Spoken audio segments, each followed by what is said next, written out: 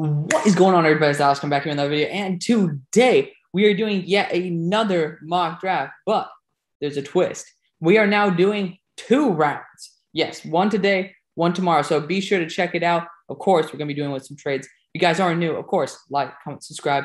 You know what to do. Join the links down below and become part of the YouTube family. I look forward to talking to you in the comments as well as the Discord. So let's kick this off. No need for a long intro. Let's have some fun. Starting off with the number 1 pick.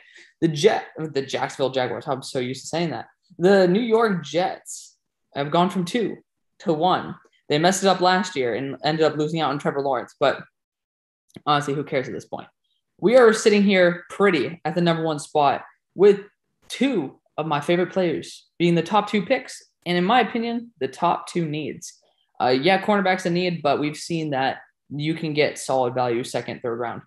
So I believe that the best value right now is at edge, as well as offensive tackle, the 2 non-quarterback positions with the highest wins above replacement or WAR ratings. So let's look at those because I'm pretty sure I already know where I'm going. Again, I'm doing this all live for you guys because doing a pre-scripted mock draft is kind of boring. So let's have some fun. Let's do this live. And obviously, we're down to KT and Evan Neal here. KT is unbelievable. Hailing from Oaks Christian High School, he is an absolute freak of nature. He's going to be one of those extremely dominant threats on the field every single play. I think the issue with the Jets is more on the offensive side than the defensive, however. That right side of the offensive line is garbage. You got Mekhi Becton, and that's pretty much what you really got. You got Elijah Bear Tucker as well, who's hopefully going to develop and become a really quality starting left guard. But I think the right side of the line still needs help. Evan Neal, especially in a very weak tackle class, has the most value out of any player in this class. Evan Neal is by far the best tackle, and it's kind of weird to say this, but there is not another solidified first-round tackle. Because even Sean Ryan, someone who I love, has his faults. He might not even be a first-rounder. So I think that Evan Neal is a guaranteed pick at this spot. Yes, guaranteed pick. If the Jets are going to be drafting here, you want to protect Zach Wilson. He is not the largest guy in the world. So being able to get a guy like Evan Neal, who is young, athletic, extremely polished, and he's shown so much development, he is a home run pick. The fact that he moves the way he does at about 350 pounds, 6'7", is unbelievable. He even lost some weight just to make sure that he could be as athletic as possible. And you guys saw that jumping split squat or whatever the hell you want to call it. Unbelievable. Insane athleticism. Evan Neal and Mekhi Becton. Oof. It's better than Taylor Decker and Penei Sewell. And you guys know how much I love Penei. Number 2, we got the Jaguars, who just got snagged from being able to get the top player in the class. I'm down to a couple guys here. So I'm looking at Kyle Hamilton, KT, as well as Derek Stingley. Derek Stingley is an extremely talented corner. He has some slip-ups. So do pretty much every corner in college football. You want to see the guys who don't usually slip up? There's probably something going on where they're either not being tested well enough or, they could be a prodigy. You never know. Or they could just be not that great and facing pretty poor competition. Derek Stingley is an amazing talent. Don't write him off yet. KT is an obvious, huge bonus to this team that does need help everywhere. But I think the most unique player in this class is Kyle Hamilton. Size, speed, IQ, and the ability to command a game from the safety position. We haven't seen somebody like this in a very long time. Derwin James gets up there with the type of dominance that he can bring on the field when healthy. Kyle Hamilton has the potential to be one of, if not the best safety in the NFL right now. That's his ceiling right there. He has everything that you're looking for. Watch the Florida State game and you will see why this guy needs to be taken in the top 3. I think his value is that good to where taking him at number 2 is ballsy, especially with a guy like KT who I have unbelievable respect for and have higher than Hamilton. There's just a different nature to being able to get somebody like Kyle Hamilton. Also, getting rid of CJ Henderson puts a little bit of a damper on the secondary depth because that would probably factor into me trying to go KT in that equation. But we're sitting here at number 3, and Texas fans, I heard your pleas. You say, give us a quarterback. There is none. You want to trade back? The value of the number 3 overall pick is so bizarre and so overvalued that there's no team wanting to trade up into the 3rd spot. There are teams that are not desperate enough to go after a guy like Kayvon Thibodeaux and offer 3 first-round picks to get there. It's just simply not that case. And there's not a good enough quarterback to be able to justify taking at 3. If you were at 4, it sounds like it's such like a little nitpick from 3 to 4. It's a huge jump in value. It's a huge jump from 4 to 3. Maybe you could justify it. We saw that yesterday. If you guys want to check out the video for Reed 2.0, Jordan Reed's mock draft, he took Malik Willis at 4. I was okay with it. I don't think he's worth the number 4 overall pick yet, but again, we are projecting. I'm sorry. I know you guys don't want another Jadeveon Clowney, but Jadeveon Clowney was not what we thought he was. He was a bust. I don't know if it was probably not 100% his fault. Sure. The Texans organization is pretty dysfunctional, but he had every opportunity next to J.J. Watt to be the dominant threat that we thought he'd be, and he didn't pan out. That doesn't mean you should be afraid of trying to get another guy with the ceiling of what Jadeveon Clowney once had. KT is a superstar already in college, and he's somebody who I think will dominate in the NFL. Sue me? Sure. Go for it. I honestly think that this team doesn't have the pieces ready to bring on somebody who's a super young quarterback and develop them. It doesn't feel right. I feel like in a couple of years, once you have everything set, then go for it. Imagine if the Browns decide to say, hey, screw Myles Garrett. You know what? We're not going to go Myles Garrett. We're going to go a quarterback route, which guaranteed there were some amazing quarterbacks in the class. You guys have a good counter argument there. But the amount of dominance Myles Garrett has on the defense has such a good impact on the offense now, especially now that he's polished, like KT will be when a new quarterback comes in. I think I'm just a big fan of what KT can do. I'm sorry, Texans fans. I think you guys will get a good quarterback in the 2nd round. Again, I have absolutely no idea. I know how deep this quarterback class is, and I think the value is a lot better at getting KT here and a quarterback in the 2nd than being able to reach on a quarterback and then kind of settle for a defensive player later on. Number 4, you got the Lions. The Lions are sitting here, and man, there's a couple guys who I want to take right off the bat. We ain't trading out the spot. You got Derek Stingley and DeMarvin Leal. Derek Stingley could be a monster in this division. Think about it. Kirk Cousins is probably going to be the only competent quarterback left in this division. Justin Fields is developing. Jordan Love hasn't even started for a game. So being able to pick up Derek Stingley is going to provide a lot of opportunities for him to have some grace, where quarterbacks are going to be able to make some mistakes and he's going to be able to have time to develop and grow and take advantage of that. That would be a great landing spot for him. As well as if we ever do see that 3rd overall pick that I'm bugging on now, and it's really irritating me from Ohio State. I know it starts with an O. It's so annoying. If he ends up developing as well, this could be one of the best corner duos. Jeff Okudah. There we go. See, I knew it was an O. Jeff Okudah, as well as Derek Stingley, being able to develop into what they should have been. That could be a lethal corner duo for a couple years to come. But there is an edge, not an interior defensive lineman. Don't know why he's listed at that weight. I mean, that's like you see his weight. Yeah, you could say he's an interior defensive lineman. He moves at 260 pounds. He's unbelievable. I have people in my comment section that say that he had a poor game against Arkansas. Okay. You know what? He's been dominant all the other times. If we said, hey, screw it, Chase Young, he was shut down versus Northwestern. Not going to be that good. Then you know what?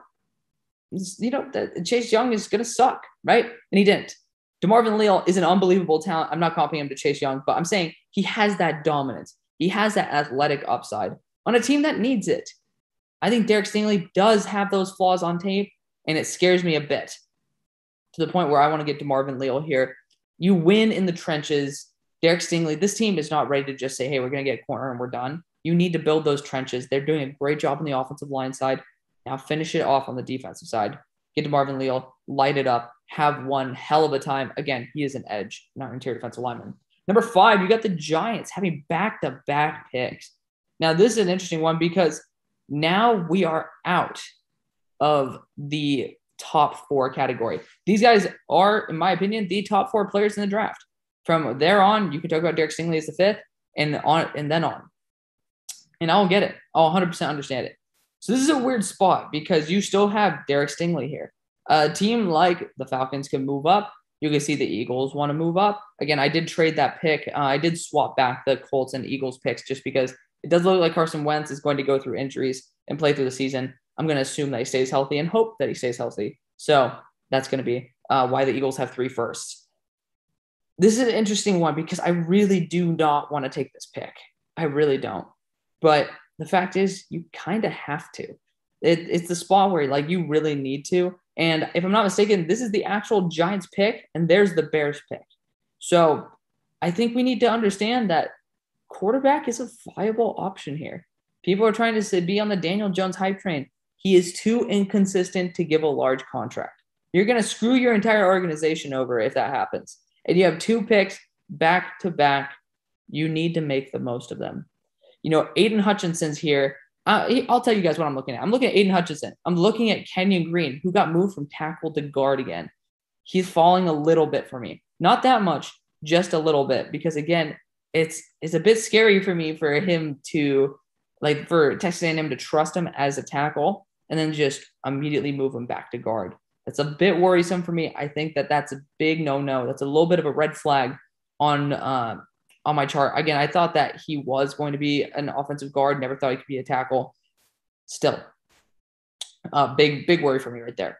I'm really, I even might go Derek Stingley here. Just, again, best player available. Because why the hell not? But, again, the corner core is so good on this team. It's just hard to not say Derek Stingley is going to be in the top 5. Aiden Hutchinson is just somebody who I keep eyeballing. And you know what? He has been so dominant this year. He feels like such a giant. I don't think the Giants exactly need an edge presence the way that these team needs are saying that he does. But I'm going to be honest, it's not a bad option. I'm looking at interior offensive line, and Tyler Linderbaum is a guy who I would take, but it's not a Giants type of guy. He's not big enough.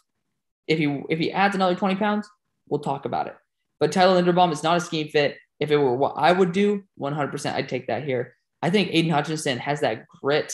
Speaking of Groshma's words, grit. And he has progressed so much. I legitimately think he might be worth this top 5 pick. From a guy who didn't have him in his top 32 to take him at 5, call me crazy. Call me crazy. At number 6, this is another interesting spot because, we got the one guy who, kind of made sense. This is a good spot to trade out and get some more picks. I am very confused on where I would go here. I'm looking at Darian Kinnard as a potential guy to take later on. There are still some high-end quarterbacks available, as well as Derek Stingley. So there should be teams trying to vie for this spot.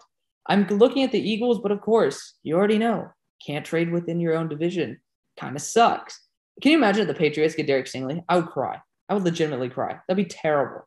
But the Eagles 100% would totally want to be up there. They just can't. I think that maybe going with the Falcons, trying to move up a spot, be able to solidify Derek Stingley, might be interesting. Because, again, Kaiir Elam, he's Kaiir Elam. He's really freaking good. I think that he's a great fit. Andrew Booth and Kaiir Elam are great fits on Atlanta. But, Derek Stingley is somebody, if we don't take him here, he's going there.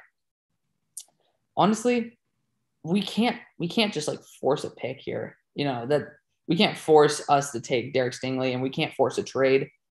It's a tough spot. This is why it sucks doing this live, because I want to be able to think, what should we do?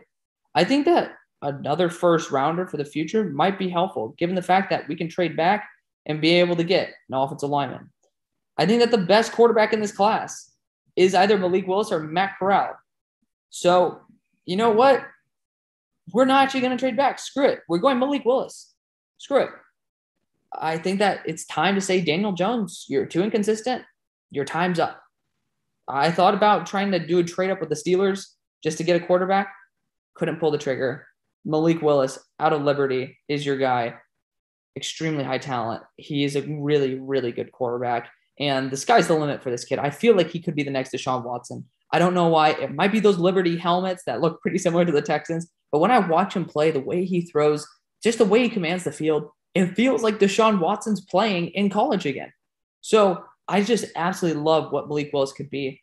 Let's hope and let's pray that the Giants finally get a quarterback that they will be able to succeed with. Number 7, you got the Falcons here. And I think that you just have to go best player available. You need an edge. You might need a receiver. You might need a quarterback.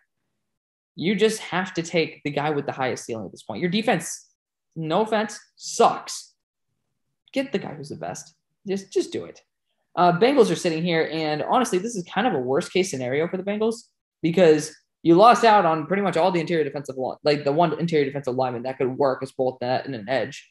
You lost out on the best tackle. And then corners are something that I would actually target here. Corners are certainly a good target for us right now. Don't really think anybody's going to be trying to trade up here. After the first about like right here, after the first four, the value is debatable between every single player. You can talk about Garrett Wilson being worth a pick like this, or Chris Olave. You could talk about Caden Green, Darian Kennard, even Trent McDuffie, Matt Corral, Sam Howell. There are a lot of people who are worth this pick. I think the Bengals need to continue solidifying their secondary. They spent a lot of money on free agent contracts on 1/2 year deals. And you know what? That just shows they're trying to patch it up until they can find the right guy. This is the class to find the right guy. This is the best secondary class I think I have ever seen. It's amazing. I love it. Tackle is not good enough right now. If you want to trade back or like trade up in later part of the first, get kind of like Sean Ryan, cool. But there's just not good enough value at this point. I'm looking at Kerry Elam and Andrew Booth, and both are amazing. You got to look at the division. I'm seeing a lot of speed with Lamar Jackson, but not really in the receiver realm. I'm trying to go through each team right now, and I'm thinking a guy like Kyrie Elam would do a lot better than a guy like Andrew Booth, who's an amazing player. I have actually above Kyrie Elam. But we're going to be going Kyrie Elam here. Big, lanky, able to mirror people on. He's just so good. Very similar to Sauce Gardner. I had him pretty much be like a very slightly better Sauce Gardner. And that's not something you can complain about. Really high level instincts right there. Big fan of Kyrie's potential. And again, you're in a division where you're going to have some guys like Rashad Bateman, who's around 6'1". You're going to have guys like Mapletron, 6'4", 6'5". You need a guy with some height. He's 6'2". You can't be going after dudes who are smaller than that. I don't know. Is Andrew Booth in that 6 foot range? He's okay. 2 inches does make a difference. Don't quote me on that. Just for other reasons. Still, Kyrie Elam, amazing. I love him. Next, we got the Eagles. And man, the Eagles, we have to pull the trigger on this. Corner is going off the board really quickly. And I can even see the Steelers, if we go a quarterback here, taking another corner. I can't think Matt Corral is your guy. That's what I'm getting stuck on right now. Matt Corral is not your guy. It just doesn't feel right. Like Matt in an Eagles uniform is like, you're already complaining about Jalen Hurts making enough mistakes. I think if you want to, Sam Howell might be the right pick. He might be the right pick because that's exactly what I'm going to be probably choosing for Washington. And man, because people might say, oh, Sam Howell's not that good. He doesn't have an offensive line. He has Josh Downs, and that's it. He lost his 2 running backs. And yeah, that could help him look better than he was. But he's not that terrible. It's saying he's 20th overall. He's not 20th overall. Also, shout out to Jake Haener, who is an absolute stud. 3rd or 4th round stud. But respect to him for being able to survive during that game. We're going to be going a quarterback, actually. And man. Because this is an interesting one. Because, do we go a quarterback here? Do we actually go a quarterback? Because that's something that, oh, man, that gets my gears grinding. Because I think genuinely that Matt Corral is not the quarterback for Washington. After being a Matt Corral to Washington guy, I think you guys did a lot better with a game manager. Oof. Similar to how the Cowboys did this to the Eagles with CeeDee Lamb, we're going Sam Howell as the future for the Eagles. He's a game manager, but he has a high-level arm. You continue building that offensive line. You have some good running backs and some really good weapons in development. Man, this team has a lot of potential, and Sam Howell can breach that. I love Jalen Hurts. I just can't allow that to dictate whether I take a quarterback or not. This is the right spot. It's 9th overall. Who really cares? It's 9th overall. It's not a top 5 pick. And you know what? If you suck, you'll be in the top 5 again. Sam Howell has a lot of potential. He is extremely high-end with some of his high-end plays. He has one of the highest potentials in the class. Matt Corral has the highest. Quote me there. I think he has the highest. Malik Willis coming in soon, second. Matt Corral just has those negative stretches, which again, we haven't seen yet, but check out next week's to actually see the real reaction to how Matt Corral played. But this spot, I think the Steelers are going to make a nice offer to the Washington football team. And be like, you know what, Washington, I know that you really wanted Howell, and I know that you don't want our guy, Matt Corral. We're willing to give you 2 firsts in exchange for a first and a next year's second. And we'll see if we can toss in a 4th round pick this year. We'll give that. Moving up 1 spot, but we're losing a round and adding extra linemen in the future for the Steelers. Matt Corral is our guy for the Steelers. It just doesn't feel right for Washington. Really doesn't. Matt Corral is not the Washington football team's quarterback. And I honestly think that getting a guy like Daniel Jones or somebody else who's like a better game manager, Heineke has potential as he continues to develop.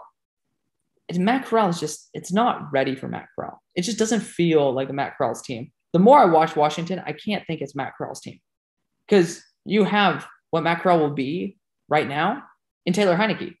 So you're going to wait for a while for the rest of the team that has really solid pieces to get older, for Matt Corral to get better than what you have? I don't really think so. I think you'd want a game manager, which is something that you can get in the second. So number 11, Washington is sitting here and, it sucks. We aren't getting a quarterback, but I honestly think you can trade for one. Aaron Rodgers is going to be out there. You have a fully loaded roster. Regardless, I think this is a good spot to trade back again. You just earned another 1st round pick in the year following. There are high-end corners right here with teams wanting to go and snag them. Looking at the Jets as a potential trade-up partner. Looking at the Patriots as a potential trade-up partner.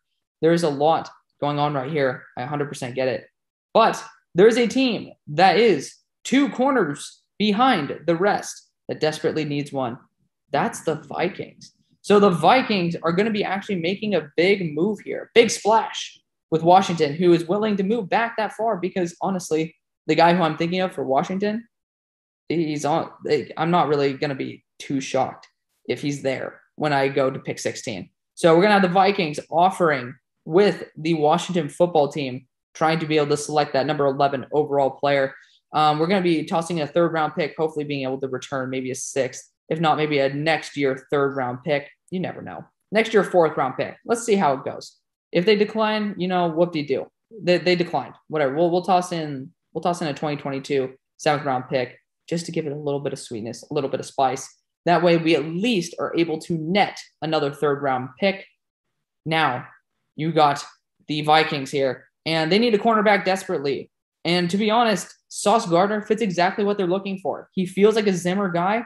We're going to be getting him. Mean, aggressive, putting on weight. And he is so damn good. I contemplated taking him here at 7. He's that damn good. Like, this corner class is unbelievable. Sitting here at number 12, the Eagles. You just locked up your quarterback of the future. Lock up your secondary. Andrew Booth Jr. Really damn solid corner. He's improving on his IQ. This is how good the corner class is. I think all these guys should be gone by 10. That's how damn good this corner class is. But still, Andrew Booth is going to be a perfect replacement for Steven Nelson, who I honestly don't think is going to be there. So, excellent move. Eagles are on top. Big fan of Andrew Booth on this team. Now, this spot, I'm thinking about even trading back here. Jordan Battle is the guy I'm thinking of taking right now. Jalen Catalon's definitely going to be taken during this draft period, but I think you kind of have to go for it. Jordan Battle out of Alabama, super all-around safety, somebody who can just do everything you need. I honestly comp him to Anthony Harris. And Anthony Harris has been doing a pretty damn good job for the Eagles. It's a perfect replacement. Anthony Harris is proving his worth and is going to be going somewhere where A, they will pay him, but B, they will win. The Eagles won't be that for a little bit. But with these pieces, they will be a force to be reckoned with. I considered a linebacker at that spot, but I think locking up the secondary and finding some good value down the line might be the better move, and as well as free agency. You have guys like CJ Mosley coming in there. Number 14, Patriots. You guys kind of got screwed on the cornerback train. Trent McDuffie is another really good one. But if we're going to be honest, you have enough Chris Olaves. Garrett Wilson is a guy who's after the catch guru. Amazing. I think that, well, honestly, to be fair, a lot of these guys are deep threats as well as good after the catch. Garrett Wilson, I think, is the highest upside at the wide receivers right now, especially in the scheme.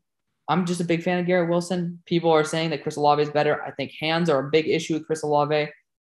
We'll see. Number 15, we got the Carolina Panthers on the board.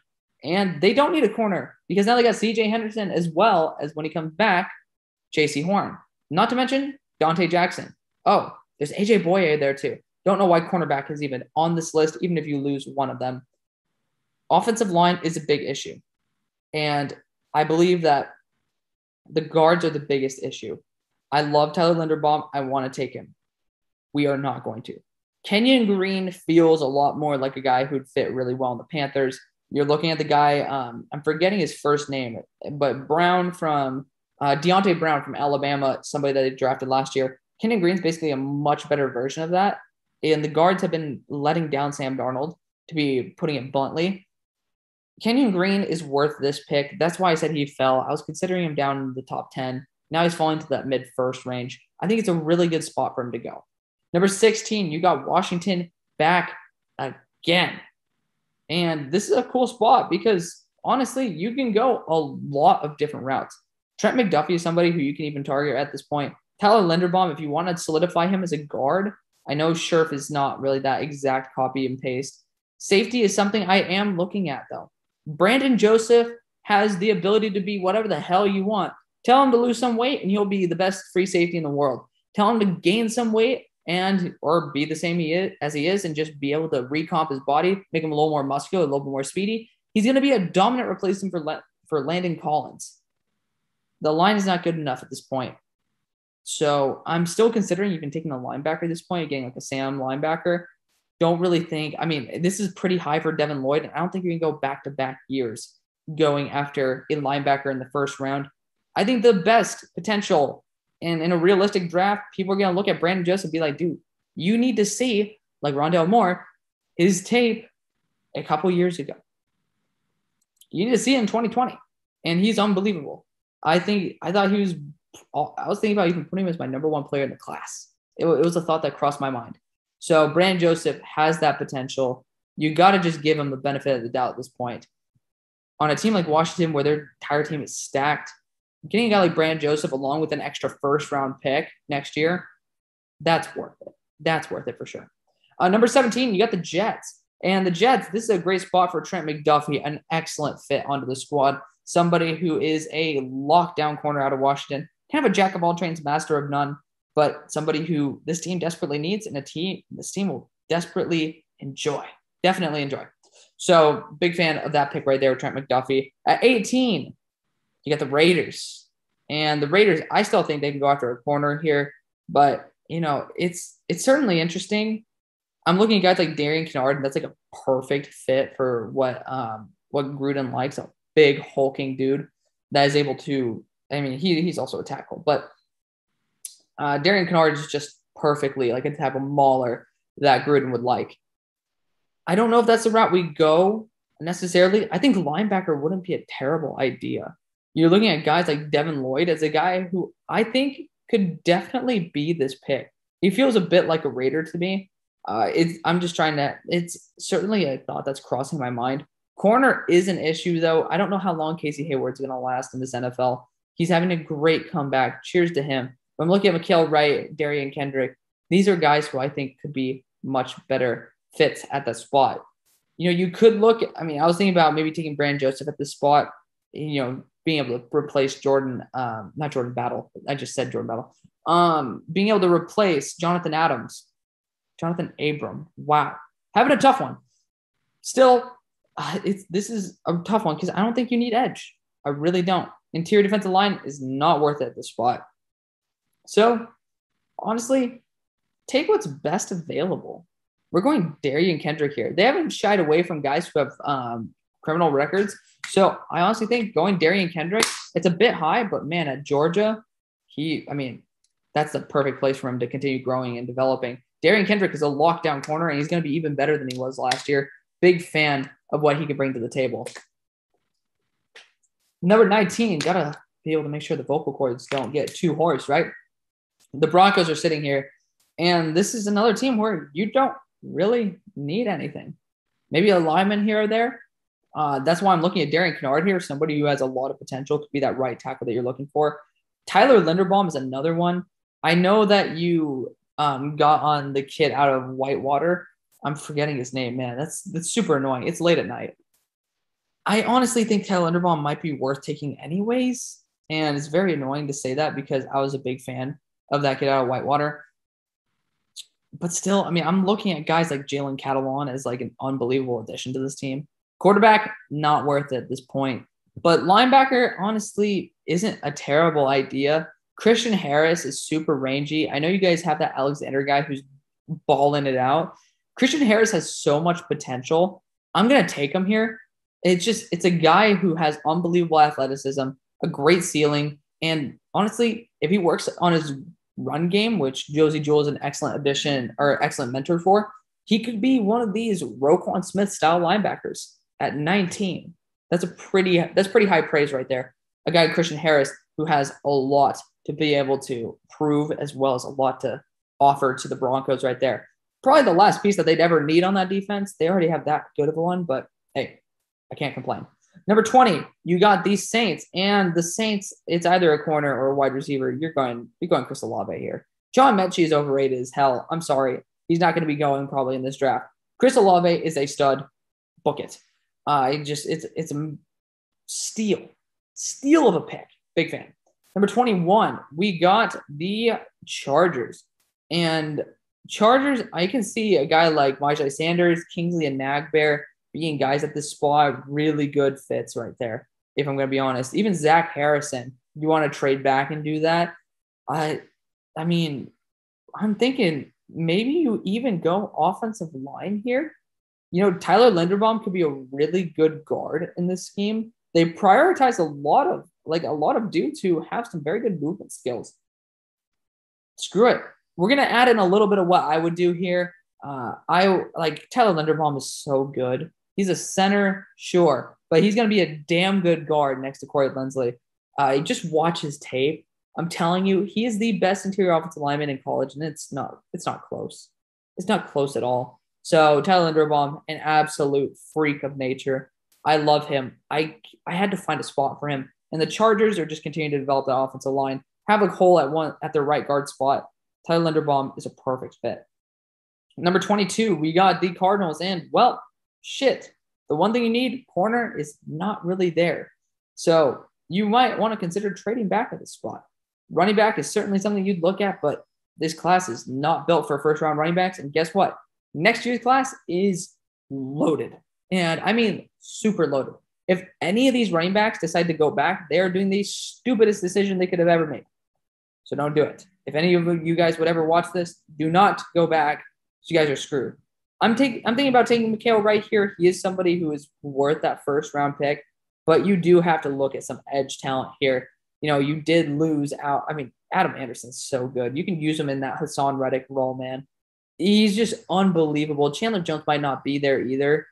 It's just, he's so good that can you honestly pass on an edge talent like this? I know you guys are saying yes, but that's why we have a second round in this. So please stay tuned for tomorrow.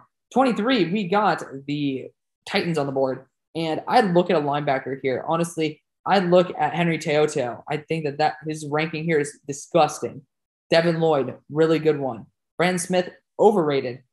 But you still need to fix that edge position. Nick Bonito, a perfect fit on this squad.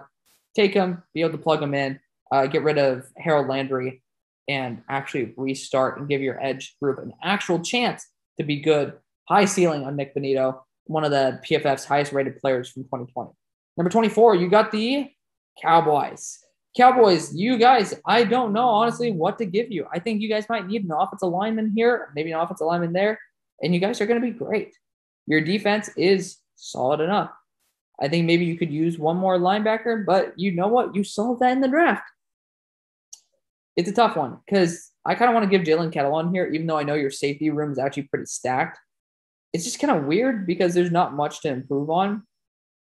I think the best option is to go after a dude with unbelievable potential at guard. Darian Kennard is, some people say Akam Ekwonu is better, including myself sometimes.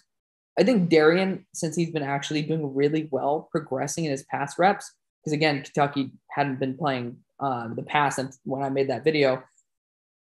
He has the most potential to be able to replace Tyron Smith. if not be able to replace Collins at right tackle. I think Darian Kinnard has great potential, and you can plug him in at guard. Honestly, if you want to, you can put him at center, do whatever the hell you want. But Darian Kinnard is somebody that you need to draft for upside. He's a freak of nature. He's probably going to be a tackle in the NFL, to be honest. But Darian Kinnard is somebody who I have a lot of respect for after I've seen how much he's grown this year. Dolphins, we need edge help like it's no tomorrow. Karlaftis, certainly something I'd target, but we honestly need people to stay healthy. Myjai Sanders, somebody who I'm thinking of just taking right now. Kingsley Enagbare, another guy, thinking of taking him right now. The offensive line is probably not good enough. I have one dude who I'd consider here, Sean Ryan, somebody who I probably could have taken for the Broncos. I think Sean Ryan is not the right fit, though. He's not good enough to be able to shift the entire line once again. I think getting Kingsley Enagbare here, who is actually a bit underrated, is going to be the right decision. I actually have Myjai Sanders ranked below Enagbare. So just saying. Packers here, this is a must. Sean Ryan out of UCLA, you have to get offensive line help there. Even if you get receivers to just say fuck off, you have to get offensive line help. You really do. It's ridiculous. The offensive line is crap. You gotta get some help there. Sean Ryan is an absolute stud. Number 27, you got the Browns. The Browns, you guys know exactly where I'm going with this too. Karlaftis is just a perfect fit, dude.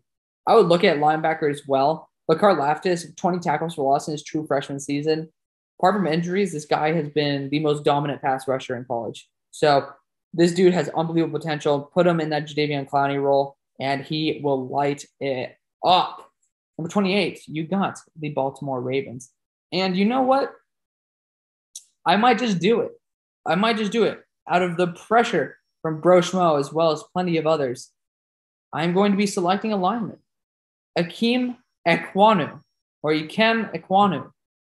offensive lineman out of North Carolina State, starting left tackle for them, but has unreal strength. And he does kind of seem like a Ravens type of tackle.